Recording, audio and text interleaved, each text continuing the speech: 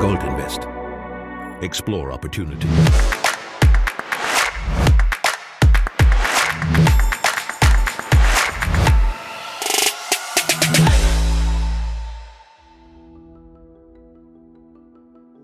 Gold Invest directly from the biggest mining show in the world, the PDAC 2025. I've been coming here for 15 years and we've been talking to Peter not that long. Peter Espig, CEO of Nicola Mining. Very special exploration company is not even the right we're hybrid, for you, right? We're a hybrid exploration producer. Most of our readers should probably already know about Nicola Mining.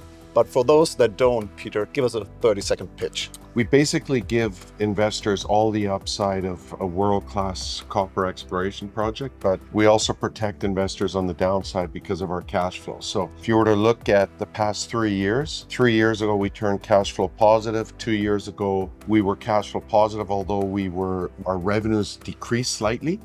And then this year they're just going to skyrocket, and we can talk about that in the interview. So we've got, we produce gold and silver from our mill. We're putting a project into gold production this year that we own, and then we also have the Craigmont copper site.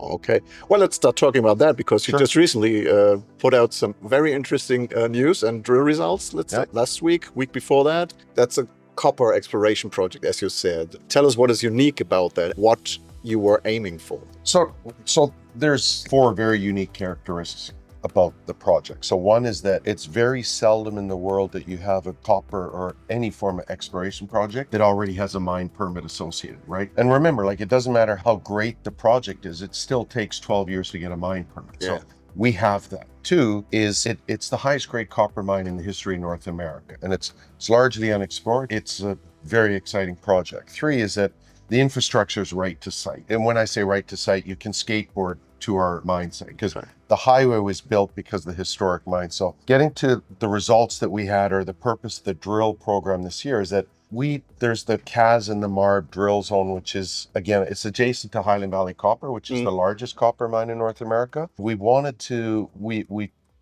pretty confident that we're at the source of a porphyry. So we did 4 very shallow holes. Okay. And it wasn't to get deeper into the copper, it was to move towards the direction of where the source is. And we're really happy because every hole was basically copper from surface, which you don't normally have. So we copper started at 7 meters. And then the other thing is that we had the embayment zone where we've had several holes of 1%, and we drilled between the embayment zone and the porphyry target. And the really exciting thing is that in between those, so in the center of that, we hit copper, and that's where we had 122 meters of mineralization. So we had, one hole had 53 meters of 1%, which we announced. Pretty good, yes. It's very good, but it's not the whole hole yet. We're still waiting for a part, so we'll announce that. And the second one was a hole in the center, and that had close to 150 meters of mineralization. So nice. We're on to something, and it's very exciting, and we'll follow that up this year. Was going to be my question. What did you learn for this year's program then at New Craigmont? Yeah, I mean, like, I'm the CEO, so I think more simple. I'm not a geologist. And so if it's me, if I see a big blob, I'm like, just put the hole in the center of it, right? Geologists don't think like that. No, they don't. They think like, okay, well, if you put a hole in the center and you hit copper, where are you going to go next? Because you don't know which way to go. You've got 4 ways you can go. And so we started at the edge and we start moving in, and it's the alteration that tell you which direction to go, like whether to go this way or that way. So the program this year it'll be deeper now. Okay. So the deepest we went was 150 meters. Like, not if deep you at went all, from really. Yeah, so that's the goal for this year. Okay, interesting. But as we already alluded to, that's just one of the pillars of the Nicola Mining business. Let's start with the Merit Mill and production processing plant it is. There's been some news around that recently, and also already last year, some interesting developments there. There's 2 very unique characteristics about the mill. One is that we own the land it's on. So that's very rare. Typically, mining projects are on Crown land or government land. We own 950 acres, and what we did is we classified it so that it's Canada's first and only mining industrial site. So it's classified as an industrial site.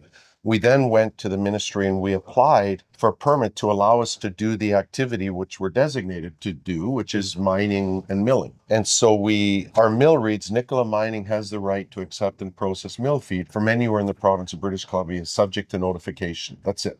Okay. So we don't need to consult, we don't need to do studies, we don't, we're kind of a very attractive partnership location for small gold projects. So last year we did Talisker, we had an agreement with Talisker, the year before Cisco, but this year is really, there's a lot happening. So in 2025, we expect to start receiving material from Talisker in March, end of March. Okay, this month. So the mill starts up in April. Then we received, and we announced this at last year where we paid the reclamation bond for the Dominion Gold project. Yes. We've received our permit now. Okay. So we will actually put that into production, and we own that. We'll put that into production in July. We're applying to be able to start in June, but at latest July. Blue Lagoon also got its permit. So yes, I saw that, yeah. The two largest shareholders of Blue Lagoon are Crescat and Nicola Mining. We're also large shareholders. So that will be coming to us. So the mill, we're going to start ramping up production, and we're going to be, our revenues will go up tenfold this year. Okay. And the profitability will even go up more. And that's a great cash flow cow that, will allow us to do whatever we need to do and also continue to look at other acquisitions, other investment opportunities, and just start accumulating cash. Very interesting. Very good in these markets where a lot of companies are still struggling to raise money. Where it is, doesn't matter. So you're being self-funding and even more than that.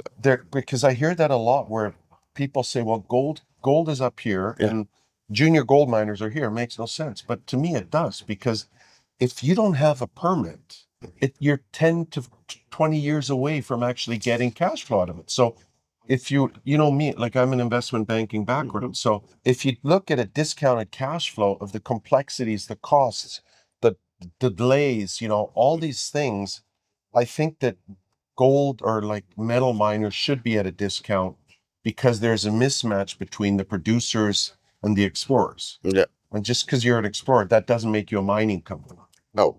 At some point, hopefully, or someone will take you out, of course. That's what a lot of companies are speculating on, really, I guess. Getting back to the revenues you are creating, it's not only, or generating, that's not only from the Merit Mill. You talked about it being an industrial side. Can you elaborate on this bit? I mean, we have a gravel pit, we own a rock quarry, we built this cement ready mix plant, and that's a partnership with the First Nations. Mm-hmm.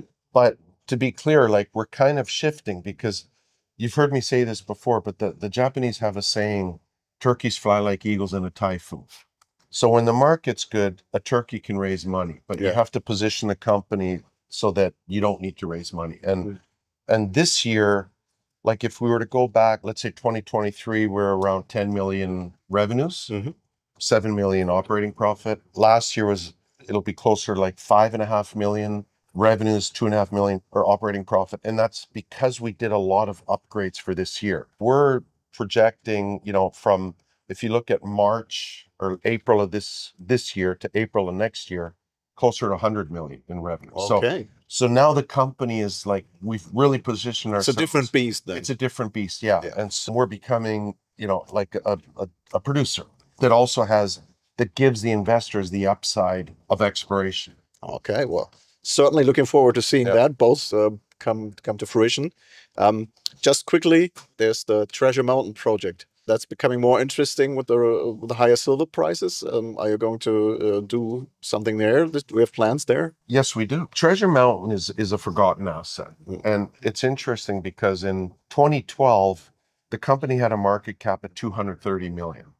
And the 230 million was based off Treasure Mountain and the mill. In 2013, it was 3 million because it defaulted on the debt. And that's where myself and our German partners actually came in, and we did the restructuring and we started that. So, but remember, in 2013, silver was $14.68 an ounce. The Canadian dollar was $1.05 to the US, and it cost $12.30 to mine, mill, produce, right? We always had the plan when we put it in care and maintenance that if silver was above $25 US stable, we would look at reopening that. So In 2024, we announced that we extended the mine permit for 10 years. So the mine permit's been extended, and we'll also do exploration at the site. So starting June, July, we'll start creating a plan. Like obviously the real value of Treasure Mountain is the exploration. But again, remember, it's a permitted mine. So if we wanted to open it, or we have a discovery and we find it, we can immediately get into mining. So Okay. It's a great project. We've had several offers on the project as well. Problem with doing an M&A transaction is typically they're like, oh, we got a good shell, it's tight. Why don't you bet the asset in? And like, if people don't come with, on the table with cash, it just doesn't work for us because we don't need the money. We're not broke. Okay. But that's not going to be the focus this year. But we will be doing exploration. Oh, okay. We will be doing exploration, and so this open it. We may actually reopen it, but we'll see. Like the mill will actually be full.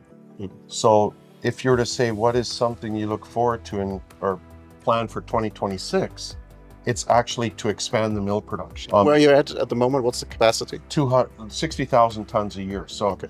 We are working to increase that capacity. Okay. Well, lots of things to do this year, and we'll certainly hope it all comes about. And we've been covering Nicola, I think 5-6 years now. Yeah. And it's a very interesting development. And it's been going up every year. Like, yes. If you were to look back 5 years, our share price is up. If you were to look back 3 years, our share price is up. 2 years, so we've gone up every year. Like, we've had little dips in that, but it's a stock that has performed well every year in a bad market. And certainly we hope that it's going to be perform even better in a good market. Thank you. Absolutely. Thank you.